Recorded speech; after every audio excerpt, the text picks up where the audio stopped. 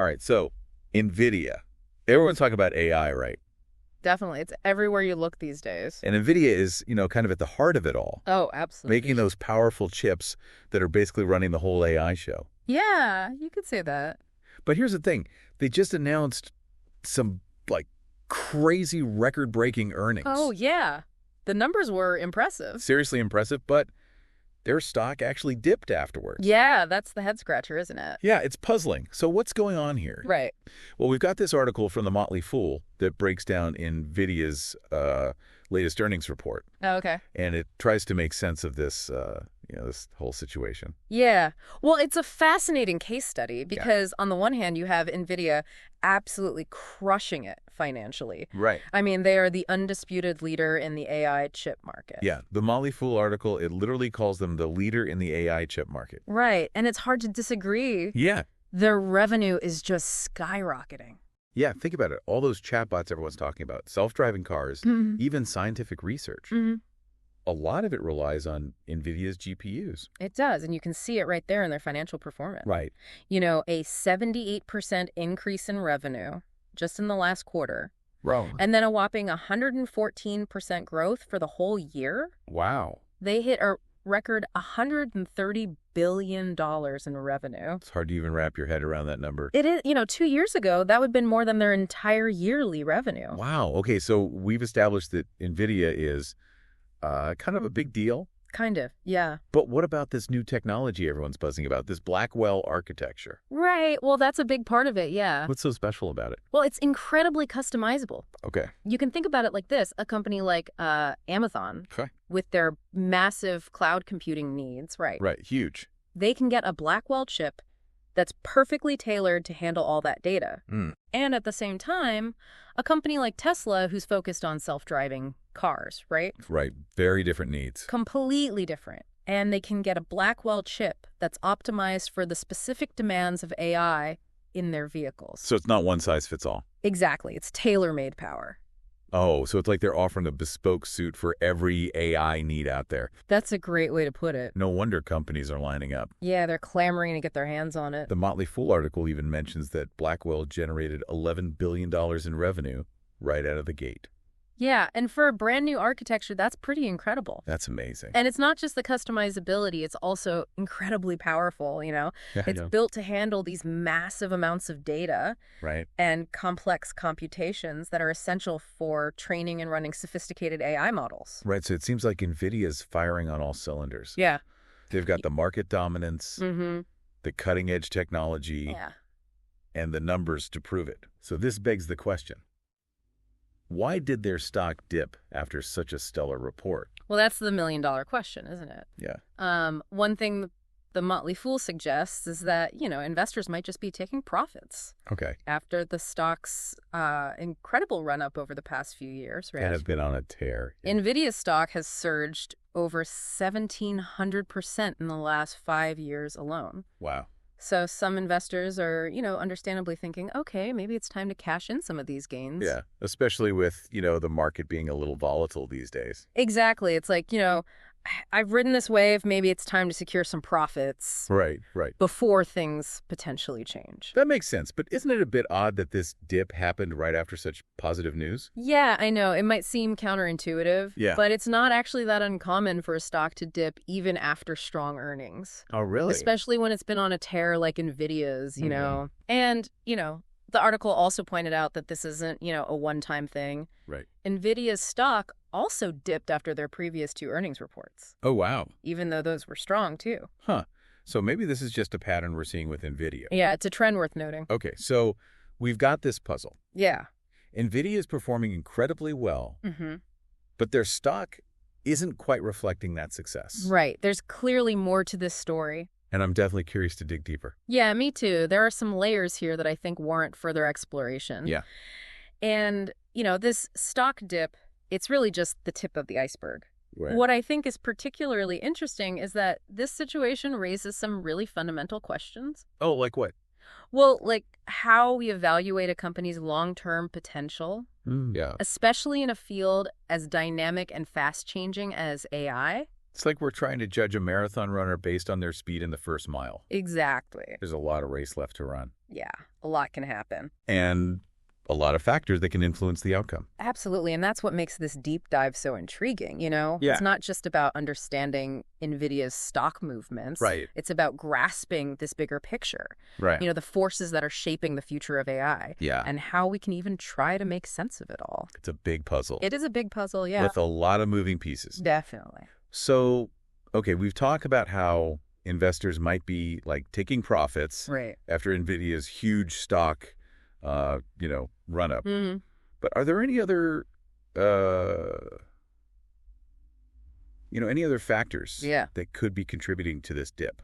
Oh, absolutely. There are a few things to consider. Okay. One thing is, the overall economic climate. Right. We're in a kind of a tricky spot right now, right? Yeah, for sure. We've got rising interest rates, worries about inflation, and all sorts of geopolitical uncertainties. There's a lot to deal with. It is. And it makes investors a little skittish. Right. Especially when it comes to growth stocks like Nvidia. Right. So even if they're doing everything right, they could still get caught in this wider economic downturn. Exactly. It's like being a fantastic swimmer, but suddenly the tide starts pulling everyone back to shore.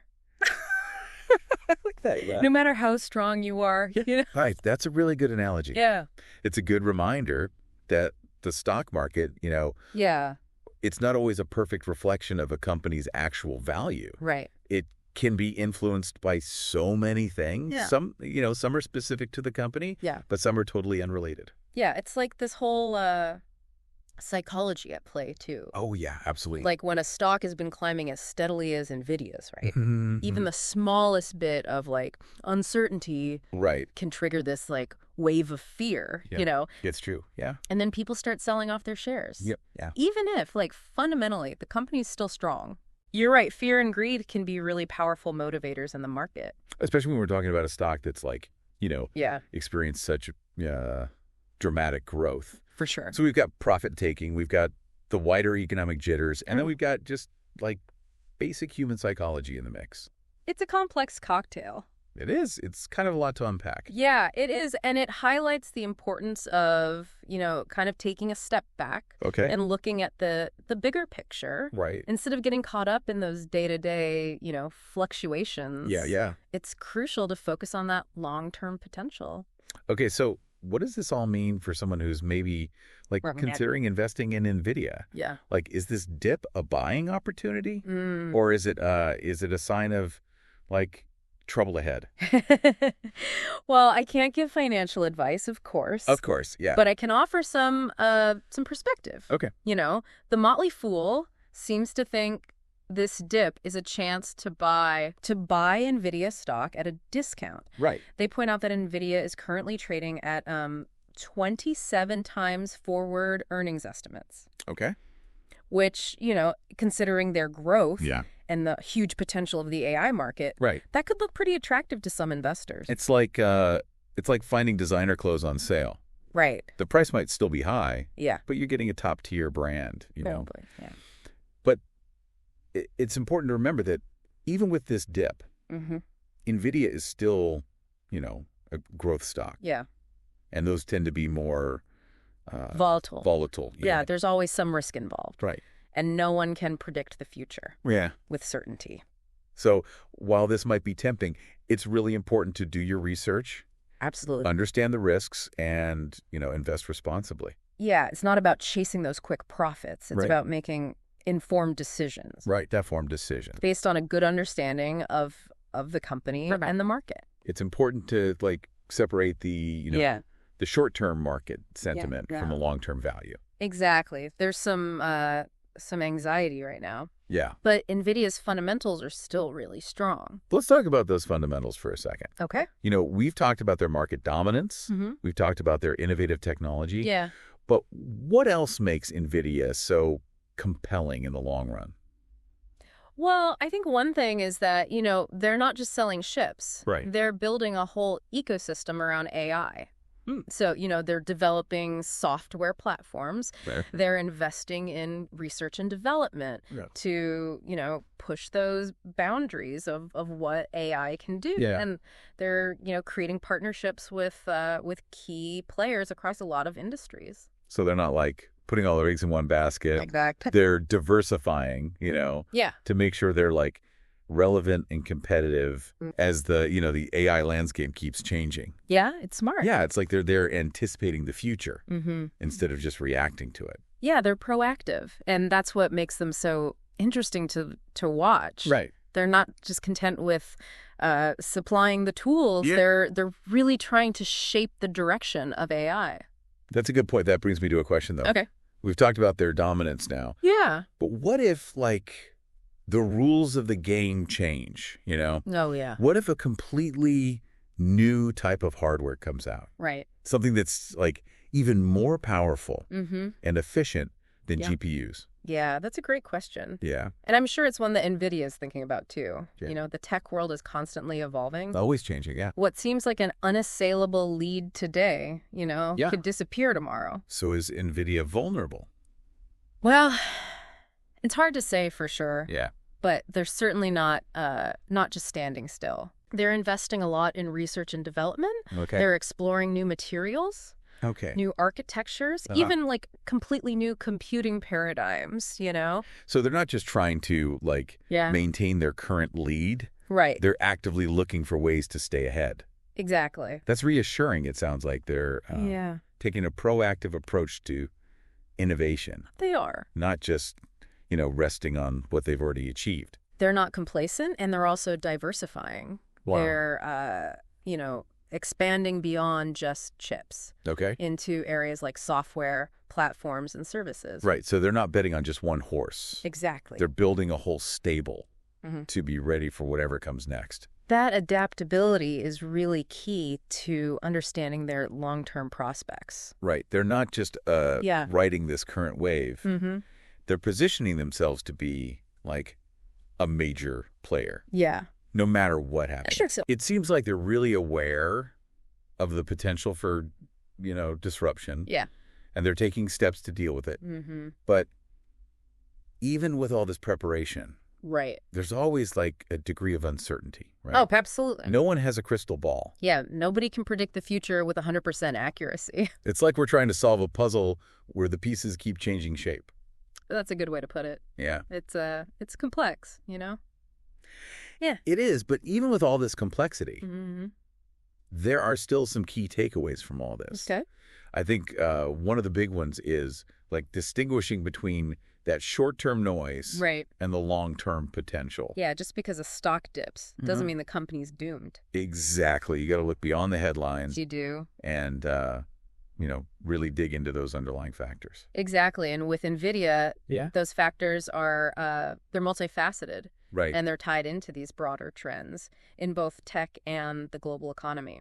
All right. So for our listener, I mean, if you're interested in Nvidia as an investment, this has hopefully given you some, some things to think about. For sure. We're not giving financial advice here. Of course not. But we are trying to give you, like, the context and the knowledge you need to, make those informed decisions. Exactly. It's about empowering you with the information and the skills to navigate this complex world of investing. Especially in a field like AI. Yeah, it's a tricky one. Speaking of AI in the future, there's one final thought I want to leave you with.